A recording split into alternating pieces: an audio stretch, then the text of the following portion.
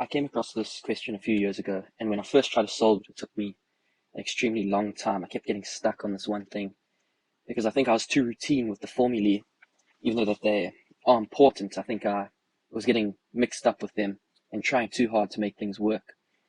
And yeah, don't get mistaken, this is not easy, but it does come out quite simply.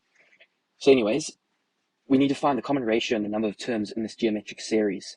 So first of all, we know two important formulae, and it's best to write them down at the start. So first, we know that Tn, the term number, is equal to A times by the common ratio to the power of n minus 1.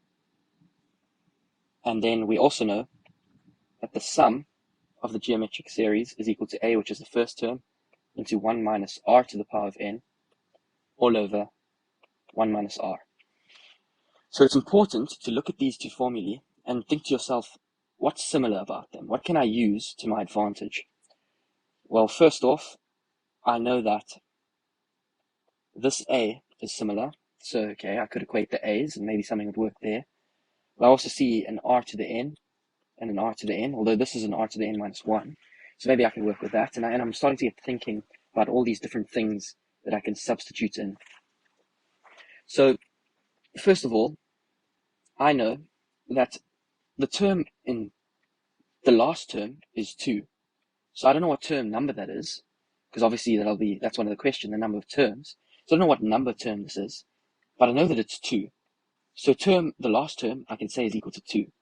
And it's equal to the first term, 31.25, times by this, which is the common ratio times by, which is the common ratio to the power of n minus 1. And of course, before I go any further with the solution, please try and solve it yourself. So now I also have this that I can work with. So I know that the sum of this series is going to be 50.75.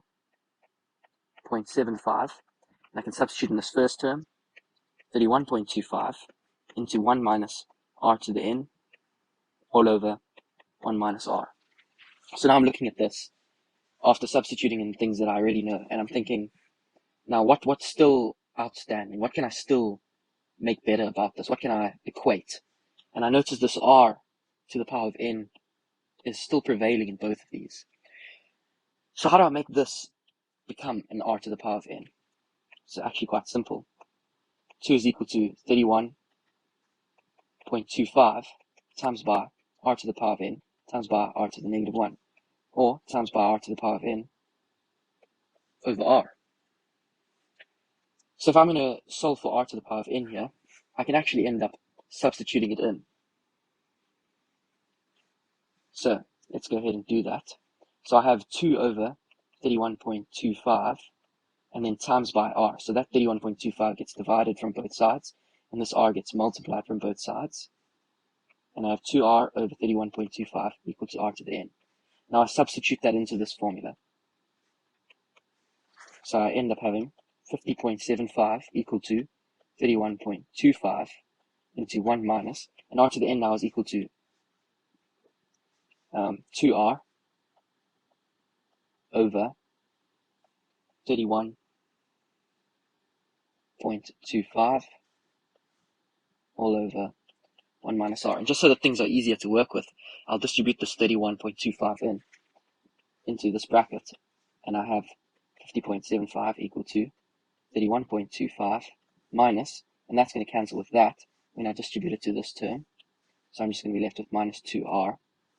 And now over here I have 1 minus r. So I'm going to continue solving, and I'm going to take this 1 minus r across, and I have 1 minus r, or 50.75 into 1 minus r, equal to 31.25 minus 2r. Now essentially what I'm doing is just solving for r. So if I take all my r's to one side, what I end up getting is 48.75r. And if I take all my constants to the other side, I end up getting 19.5. And 19.5 divided by 48.75 gives me a common ratio of 0.4. So there's the first part of our question solved. And now we also have to solve for the number of terms. So we've done the common ratio, and now we're going to do the number of terms.